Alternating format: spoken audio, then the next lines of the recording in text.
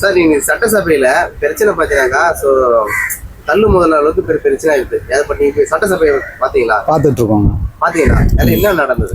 அதாவது அவங்க எதிர்கட்சி வந்து என்ன கேள்வி கேட்குறாங்கன்னா வந்துட்டு ஆளும் கட்சி வந்து சரியில்லை, எல்லாமே வந்துட்டு டிஜிட்டல், அதாவது சோஷியல் மீடியாவாக தான் போயிட்டுருக்குது அப்படின்ற மாதிரி தான் பேசுகிறாங்க.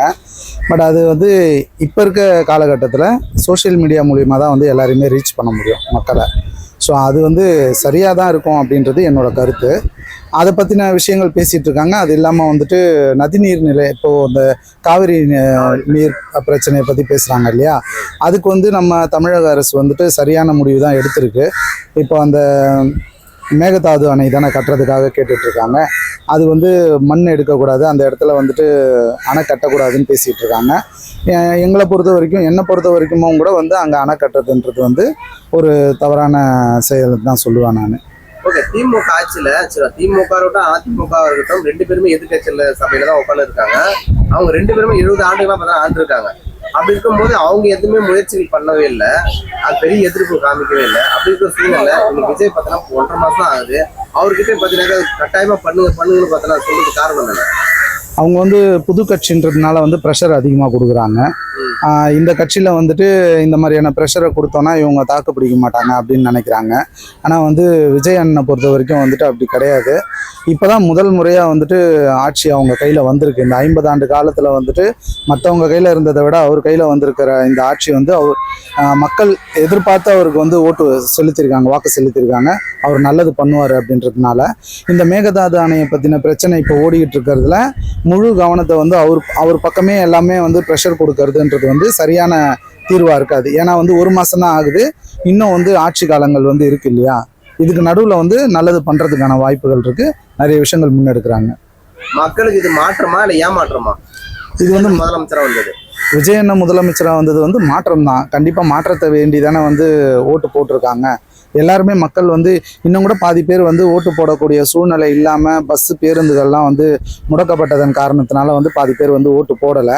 அவங்கெல்லாம் ஓட்டு போட்டிருந்தாங்க, இன்னும் சதவீதம் வந்து அதிகமாக இருந்திருக்கும். மெஜாரிட்டி வந்து ஃபுல் மெஜாரிட்டியில் வந்திருக்கிறதுக்கான வாய்ப்பு இருக்குது. மக்கள் எதிர்பார்ப்பு அவர் முதலமைச்சராக வரணுன்ட்டு கண்டிப்பாக வந்து அவங்களோட எதிர்பார்ப்பு நல்லபடியாக நடந்திருக்கு. அவ்வளோதான். நிறைய பேர் மாற்றம் சொன்னோம், ஆனால் இது வரைக்கும் தமிழ்நாட்டில் எந்த ஒரு மாற்றமும் சேஞ்ச் பண்ண மாதிரி எனக்கு தெரியலன்றாங்க. அவங்களுக்கு என்ன சொல்ல போறீங்க? சாதாரணமாக வந்து ஒரு புது கம்பெனியில் நம்ம ஜாயின் பண்ணுறோம், புது வேலையில் நம்ம போகிறோம். நார்மலாக வந்து ஒரு லைசன்ஸ் எடுக்கணும்னா கூட வந்து LLR போடுறோம், அதுக்கு வந்து ஒரு 3 மாதம் டைம் தேவைப்படுது, குறைஞ்சபட்சம் 1 மாதமாவது டைம் தேவைப்படுது. அந்த மாதிரி ஒரு வேலையில் புதுசாக ஒரு வேலைக்கு போகும்போதே வந்து அந்த வேலையை பற்றி நம்ம வந்து நிறைய விஷயங்கள் கற்றுக்கணும்.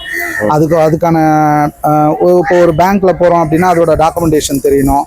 அதே மாதிரி வந்து வேற ஏதோ ஒரு துறையில் போகிறோம் அப்படின்னா அதை பற்றின முழு புரிதல் நம்மளுக்கு இருந்தால் மட்டும்தான் வந்து முழுமையாக வந்து நம்ம அதோட ரிசல்ட்டை கொடுக்க முடியும். அப்படி இருக்கும்போது இந்த அரசாங்கம், இந்த ஆட்சி வந்து இப்போ தான் 1 மாதம் தான் ஆயிருக்கு. இன்னும் ஒரு 2 மாதம் டைம் கொடுத்தாக்கா அவங்களால முழுசாக எல்லாரை பற்றின அதிகாரிகளை பற்றி, அரசியலை பற்றி, ரெண்டாவது மக்களோட பிரச்சனையை பற்றி, அங்கங்கே தேங்கி இருக்கக்கூடிய டாக்குமெண்டேஷன்ஸு ப்ளஸ் வந்து நிறைய அக்ரிமெண்ட் போட்டிருப்பாங்க, நிறைய வந்து டெண்டர் கொடுத்துருப்பாங்க. இதெல்லாம் வந்து அவங்க பார்த்து அனலைஸ் பண்ணி அவங்க சரி பண்ணி எல்லாத்தையும் மக்களுக்கு வந்து சரியாக கொடுக்கறது கால அவகாசம் தேவை.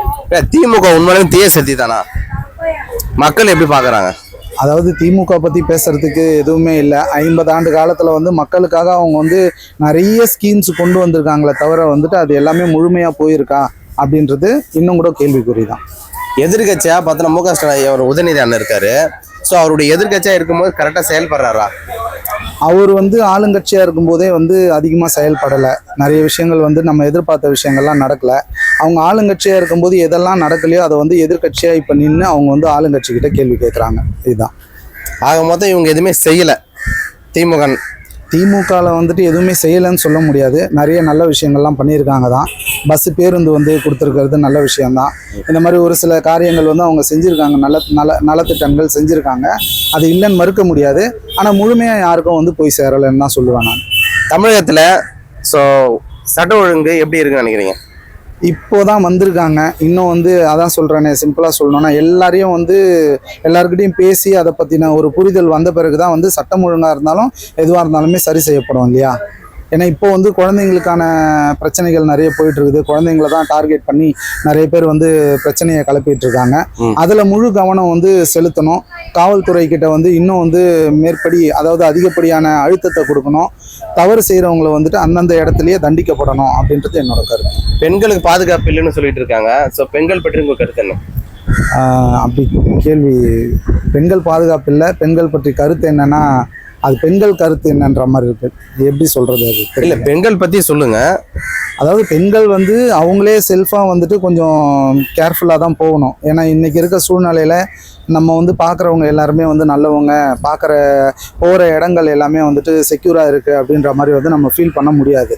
அது வந்து அவங்களும் வந்து ஒரு தனிப்பட்ட முறையில் அவங்களுக்கான ஒரு செல்ஃபாக அவங்களே அவங்கள வந்து பாதுகாத்துக்கிறதுக்கான விஷயத்தையும் பண்ணணும். காவல்துறையில் பெண்களுக்காக தனிப்பிரிவு வந்து சிங்கப்பெண்கள் வந்து ஸ்டார்ட் பண்ணியிருக்காங்க. இன்னும் விரிவுபடுத்தும் போது வந்து இவங்களுக்கான பாதுகாப்பு இன்னும் அதிகப்படியாக கிடைக்கும்.